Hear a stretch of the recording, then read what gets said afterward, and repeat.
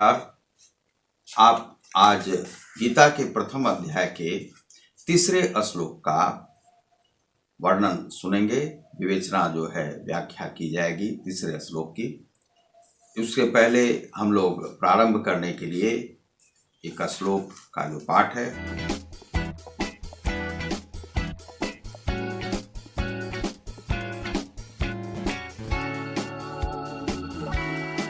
वह कर लेते हैं और सारी विधि आपको बता दी गई है कि किस प्रकार से आपको तिलक करना है, किस प्रकार से करन्यास हृदय न्यास जो गीता प्रारंभ करने से पहले करनी चाहिए वह एक बार भी आप कर सकते हैं, नित्य भी कर सकते हैं। उसमें बहुत ही शक्ति है।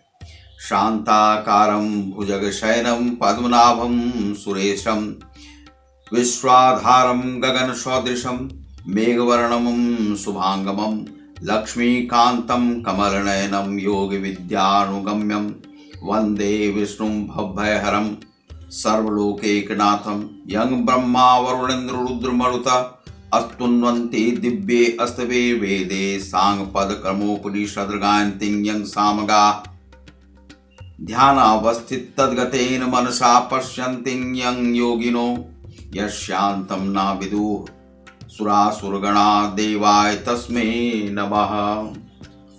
और ऐसे विष्णु भगवान को आप कर जोड़कर प्रणाम करें। अब हम लोग तीसरे श्लोक की ओर प्रस्थान करते हैं।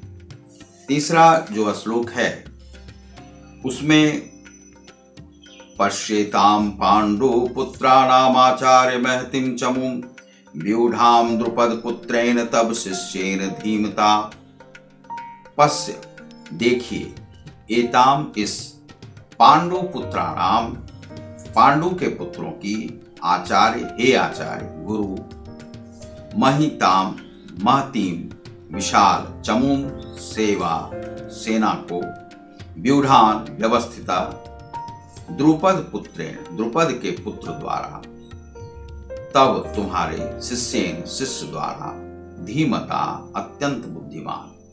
हे आचार्य पांडु पुत्रों की विशाल सेना को देखें जिसे आपके बुद्धिमान शिष्य द्रुपद के पुत्र ने इतने कौशल से व्यवस्थित किया है। यह यहाँ पर जो दुर्योधन है वह अपने गुरु के पास जाते हैं और गुरु के पास जाकर जो पांडवों की जो सेना की जो व्यूह रचना है उसी के विषय में यहाँ पर बताते हैं। Duryodhan goes to his Guru Dronacharya and says him about the skilled mannered army of Pandavas, and he says him that your disciple, your student, who is Dhrishtadumna and who is the sons of Drupad. Drupad is the father of Draupadi, and Duryodhan says Dronacharya that your student is a skilled manner fulfill the whole army of Pandavas, and his conspiracy is better than you, and he is also your student and I am also your student. You are my family teacher and guru, and what is your responsibility about this family Kauravas? What do you want about this family? You are also a member of this family. So What is your responsibility? Your student is better than you. This is the question of Duryodhana. Duryodhana has ill-mannered man. He is also a symbolic man of bad man. His mind is not spiritual, so he is going to face the battlefield of the Kurukshetra. Dharmkshetra is the spiritual field, but the Kurukshetra is not the spiritual field. This is a field of world of facing war. The whole man of this world who is not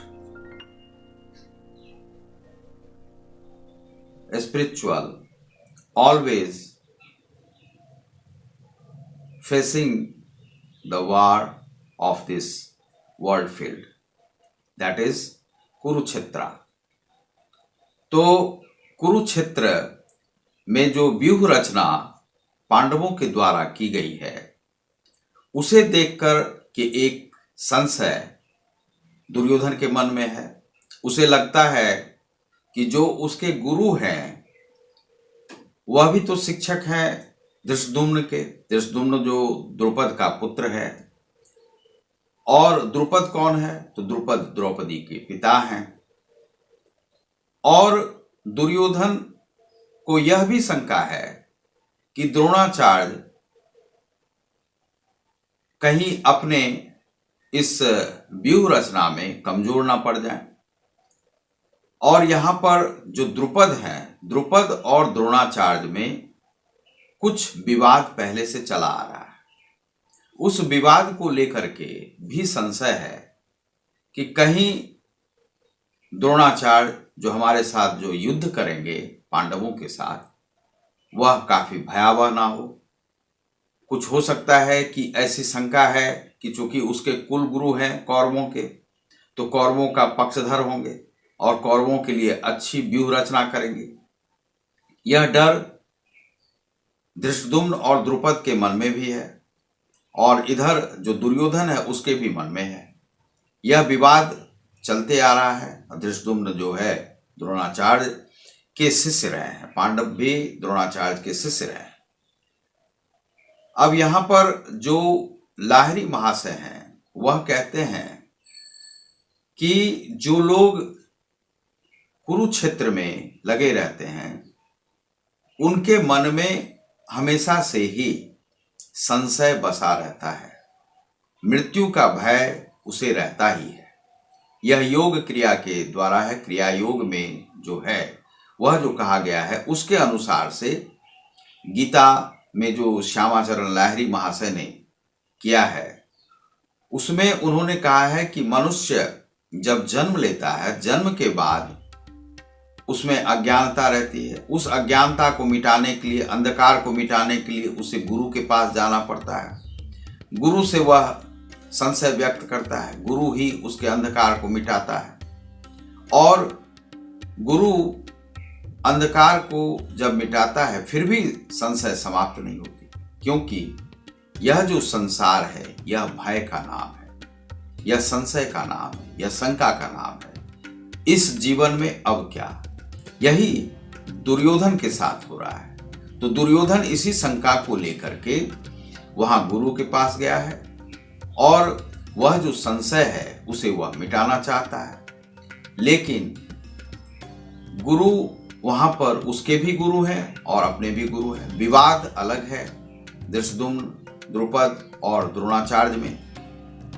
Dronacharya वही व्यक्ति हैं जो अपने जो खास जो शिष्य होते हैं उन्हें अधिक ज्ञान देते हैं, और जो खास शिष्य नहीं होते हैं, जैसे कि एकलव्य के साथ उन्होंने किया, वे भी कुटिल व्यक्ति हैं।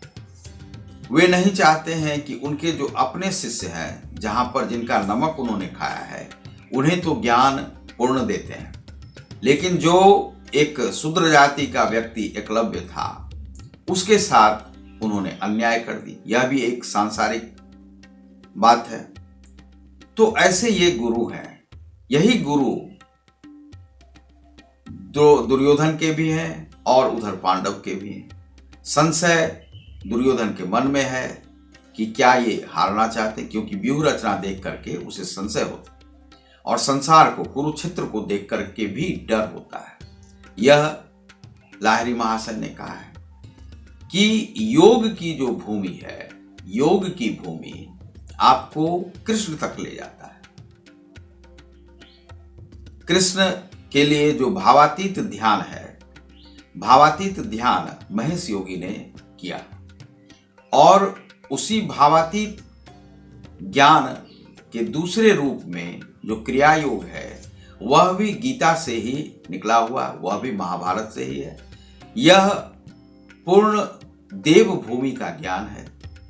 इसे आप इस प्रकार से मान सकते हैं। तो यदि जिन लोगों को क्रिया योग में प्रवेश करना है, उनके लिए कृष्ण और गीता का ज्ञान बड़ा ही आवश्यक है।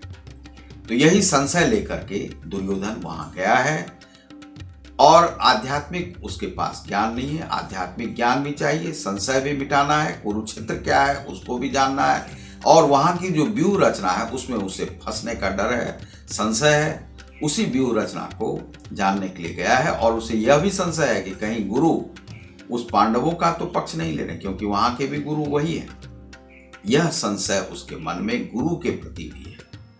तो यह यहाँ पर क्रिया योग के माध्यम से यह जो संशय है प्रत्येक मनुष्य में रहता है, और उस मनुष्य में जो यह संशय है, उसका जो भेदभाव है, वह योग के माध्यम से ही मिट सकता है। और योग किससे? योग जो है इस संसार से नहीं, लेकिन इस पर मैं अलग से आपको व्याख्या दूंगा अन्य पदों में, अन्य श्लोकों में, कि किस प्रकार से योग जो है आपको पूरा वियोग में नहीं है। तो बहुत बहुत धन्यवाद। आप देख रहे हैं यह, इसमें हम तीसरा प्रश्न दे देते हैं कि दूसरे श्लोक में क्या कहा गया है। What is the meaning of the second shloka. जो लोग इसमें इनरोल्ड हैं वे अपने ईमेल आईडी से भेजें, और जो इंडियन है वह 199 रुपये फोन पे, पेपल और पेटीएम से भेज सकते हैं। 8002170575 से। पेपल से जिन लोगों को भेजना है sumanji.shs@gmail.com से $199 के विदेशी लोग यहाँ पर भेजेंगे, और 50 रुपये का, $50 का जो है सर्टिफिकेट के लिए विदेशी लोग भेजेंगे, इंडियन 100 रुपये का, जिसमें कि डाक खर्च सम्मिलित है। बहुत बहुत धन्यवाद। आपको सर्टिफिकेट इसके मिलेंगे। बहुत बहुत नमस्कार।